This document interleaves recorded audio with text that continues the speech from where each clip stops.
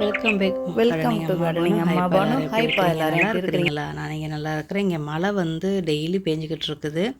இந்த காஷ்மீர் ரோஜாலாம் நம்மளுக்கு மழைக்கு வந்து அது வந்து பழகிட்டதுனால ஒரு பிரச்சனையுமே இல்லை. அவங்க பாட்டு பூத்துக்கிட்டு துளிர் வந்துக்கிட்டு அவங்க வேலையை அவங்க பாட்டுக்கு செய்கிறாங்க. இந்த 2 செடியை தான் நான் வந்து ஒரு நேற்று தான் நான் வந்து தூக்கி வச்சுருக்கிறேன். இது துளிர் வந்துச்சு பார்த்தீங்களா, அந்த செடி லைட்டாக துளிர் இருந்தது, இப்போ நல்லா வந்திருக்குது. அப்புறம் இதுலேயும் வந்து வேரில் வந்து ஒரு துளிர் வந்திருக்கு. வேறு அதாவது தூர்லேருந்து ஒரு துளிர் வந்திருக்கு. அப்போ நம்ம போட்டிருக்கிற லிக்யூட் வந்து நல்லா ஒர்க் ஆகுது. இது வரைக்கும் நான் வந்து வேறு எந்த ஒரு லிக்யூட்டுமே இதுக்கு நான் வந்து கொடுக்கல. நான் கொடுத்தோட முடிஞ்சிருச்சு. இந்த பக்கத்தில் இருக்கிற காஷ்மீர் ரோஜா எல்லாமே நல்லா துளிர்கள் நல்லாவே நிற்கிறாங்க. சில இது பூக்கள் பூத்து இருக்காங்க, சில பக்கம் வந்து துளிர்களோடு நல்லா நிற்கிறாங்க. ரோஜா செடிக்கு வந்து மலைகள் வந்து அது ரொம்ப பிடிக்கும். நல்லா துளிர் ஆரோக்கியமாக வரும். அதே நேரத்தில் சில நேரத்தில் அழுகி போயிடும். கொஞ்சம் சின்ன செடியாக இருந்தால் அழுகி போயிடும். இந்த சாமந்தி இப்போ வச்சு கரெக்டாக ஒரு 10 நாள் ஆயிடுச்சு. வருமா வராதான்னு தெரியல. குச்சியிலையும் ஒடிச்சு வச்சுருக்கு. இந்த பச்சை கலராக இருக்குல்ல, இந்த சாமந்தி ஓரளவு நல்லா செலுசலமாக நல்லாவே நிற்கிறாங்க. அவங்க கொஞ்சம் வித்தியாசமாக இருக்கிறாங்க, இது நிற்கிறாங்க. இதையும் வந்து ஒரு 3 செடியவும் தனித்தனியாகவும் இது வேரோடு எடுத்தும் வச்சுருக்கிறேன். இந்த பக்கம் குச்சி ஒடிச்சு வச்சுருக்கு. நாட்டு சாமந்தியாக இருந்தால் இவ்வளோ கேர் பண்ண வேண்டியதில்லை. இது வந்து ஹைப்ரிட் சாமந்தினால வருமா வராதான்னு ஒரே டவுட்டாக இருக்குது. சரி, வந்தாலும் சரி வரலாம் சரி, நம்ம ஒரு முயற்சி பண்ணுறோம், அவ்வளோதாப்பா. ஓகேயா? நம்ம அந்த ரோஜாப்பு குச்சியிலேருந்து ஸ்லோன் பசலையும் பாயாம் பசலையும் வச்சோம்னா நல்லா சிலசிரமாக நல்லா தளைஞ்சிருக்கு. நீ ரோஜாப்பு செடி நம்மளுக்கு நல்லா தளைஞ்சதோடு இதை நம்ம எடுத்துடணும், அதை வைக்கக்கூடாது. வாங்க நம்ம செடிகளுக்கு வந்து சாம்பல் எப்படி நம்ம செய்யலாம் முதல்ல அப்படின்னு, சாம்பல் எப்படி செய்யலாங்கிற இதை பார்த்துட்டு அதுக்கப்புறம் நம்ம வந்து எவ்வளோ நாள் சென்று இதை வந்து நம்ம வந்து செடிகளுக்கு தூவி விடலான்னு பார்க்கலாம். இது வந்து பயிர்வைக்காகவும் நீங்கள் யூஸ் பண்ணலாம், அதே நேரத்தில் பூச்சி வரட்டியாகவும் யூஸ் பண்ணலாம். 2 in 1. இந்த மாதிரி நம்ம இலைகள்லாம் கூட்டி, மண்ணே கிடையாது, இலையெல்லாம் கூட்டி எரித்து ஒரு டப்பாலேயோ நல்லா ஆறுனப்புறம் டப்பாலேயோ ஒரு சட்டிலேயோ போட்டு வச்சுக்கிறோங்க. இந்த சாம்பல் வந்து நம்மளுக்கு கொஞ்சம் மக்கணும், உடனே போடக்கூடாது.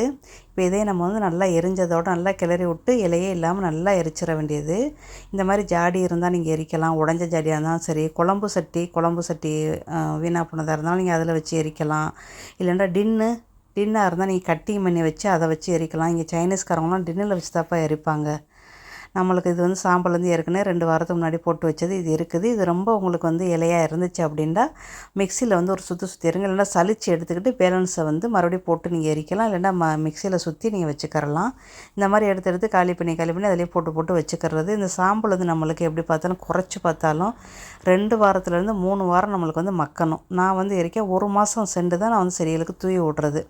இந்த மாதிரி தான் எதுவும் இலை கொடியில் வெட்டுறோம்ல, அப்படியே வச்சு அது சேர்ந்ததோட ஒரு வாரத்துக்கு ஒரு தடவை நம்ம நெருப்பு வச்சு நம்ம வந்து கொஞ்சம் அடைஞ்சதோடு எடுத்து டப்பாவில் போட்டு வச்சுக்கரலாம். 1 மாதம் சென்று நீங்கள் வந்து கொடுக்கலாம் நம்ம செடிகளுக்கு பயிர் வைக்காகவும் இருக்கும், அதே நேரத்தில் பூச்சி வரட்டியாகவும் இருக்கும். இதுக்கு நம்மளுக்கு மொட்டை மாடியாக இருந்தால் கூட போதும். சின்ன ஜாடி சின்ன பானை இருந்தால் கூட அதில் போட்டு நீங்கள் எரிச்சுக்கரலாம். இடம் வசதி இல்லாத கூட இந்த சாம்பலை ரெடி பண்ணிக்கிறலாம். ஆனால் பக்கத்துலேயே நம்ம நிற்கணும். இது வந்து போன மாதம் ரெடி பண்ண சாம்பல் நல்லா ரெடியாகிருச்சு. இதை சளிச்சும் யூஸ் பண்ணலாம்.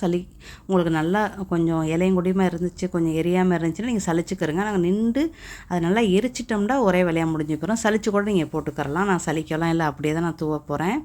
நான் இன்றைக்கி 2 மாதிரியான செடிகளுக்கு நான் தூவி உங்களுக்கு காட்டுறேன். நீங்கள் பாருங்கள். இது பயிர் பூச்சி விரட்டியாக யூஸ் பண்ணலாம், நல்லா ஒரு பயிர் வைக்காகவும் யூஸ் பண்ணலாம். இதை நேச்சுரலாக நம்ம ரெடி பண்ணக்கூடியது, எந்த ஒரு செலவும் இல்லாத ஒரு பயிர் வைக்கிது. இப்போ நம்ம இந்த மல்லிகைப்பூ செடிக்கு தான் நம்ம வந்து போட போகிறோம். இந்த மாதிரி லேசாக மேலே தூவி விட்டாலே போதும். நம்ம இந்த மாதிரி பூச்சியாக இருக்கிற செடிகளுக்கு மல்லிகைப்பூ செடி, கத்திரிக்காய் செடி, சுண்டைக்காய் செடி, காகரி செடியெல்லாம் சில நேரத்தில் பூச்சிகள் வந்து அட்டகாசமாக இருக்கும். அதுக்கு நம்ம நீங்கள் தூவி விடலாம். அதே நேரத்தில் இது நல்லா ஒரு உரமாகவும் உங்களுக்கு இருக்கும். மண் கலவையில் கலக்கலாம். ஒரு புதுசாக செடி வைக்கிறீங்கன்னா அந்த ஆற்று மண்ணோட அந்த சாம்பலையும் கலந்து நீங்கள் புதுசாக செடி வைக்கலாம். சீக்கிரமாக உங்களுக்கு துளிர் வரும். தூருக்கு நீங்கள் போட்டு விடலாம். பூச்சிக்கொல்லியாகவும் இருக்கும், அதே நேரத்தில் நல்ல ஒரு உரமாகவும் இருக்கும். சரியா? சளிச்சு போடணும்னா நீங்கள் சளிச்சு போட்டுக்கிறோங்க, அது உங்களுடைய விருப்பம். நான் சளிக்கலாம் இல்லை, அப்படியே தான் நான் போடுறேன். அதுக்கு மேலே நீங்கள் தண்ணி ஊற்றிடுங்க. செடிக்கு தண்ணி ஊற்றிட்டு அதுக்கு மேலே நீங்கள் இதை தூவி விட்டு தூருக்கும் லேசாக தூவி விட்ருங்க. உங்களுக்கு பூச்சி தொல்லைகளே உங்களுக்கு வராது. 2 வாரத்துக்கு ஒரு தடவை நீங்கள் இந்த டிப்பை ஃபாலோ பண்ணிங்கன்னா உங்களுக்கு பூச்சியிலேருந்து நீங்கள் உங்கள் செடியில் நீங்கள் காப்பாற்றலாம். செஞ்சு பாருங்களேன். இது வந்து நம்மளுக்கு ஈஸியாக கிடைக்கக்கூடியது தானே. இலைகள், காஞ்ச இலைகள் நம்ம எரித்து நம்ம சாம்பல் ரெடி பண்ணி போடுறது காசு செலவுலாம் இல்லை தானே. செஞ்சு பாருங்கள். செஞ்சு பார்த்து உங்களுக்கு திருப்தியாக இருந்துச்சுன்னா மற்ற செடிகளுக்கு நீங்கள் செஞ்சுக்கிறங்க. நான் வந்து ரோஜாப் செடிக்கும் மல்லிகைப்பூ செடிக்கும் மட்டும் நான் போடுறேன். அப்புறம் நம்ம சுண்டைக்காய் செடியும் லேசாக பூச்சியாக இருக்குது, அதுக்கு நம்ம வந்து தூவி விடணும். பேலன்ஸ் இருக்கிறத வந்து ஒரு டப்பாவில் போட்டு வச்சுக்கிறோங்க. எப்போ தேவையோ அப்போ செஞ்சுக்கிறங்க. இருக்க சாம்பல் வந்து கொஞ்சம் மக்கின அப்புறம் நீங்கள் போட்டிங்கன்னா ரொம்ப ரொம்ப நல்லது. ஓகேயா? இந்த பதிவு ரொம்ப பேருக்கு ஒரு பயனுள்ளதாக இருக்கும். பயனுள்ள வீடியோக்கு ஒரு லைக் பண்ணுங்கள். அடுத்த பதிவில் சந்திக்கலாம். Happy gardening.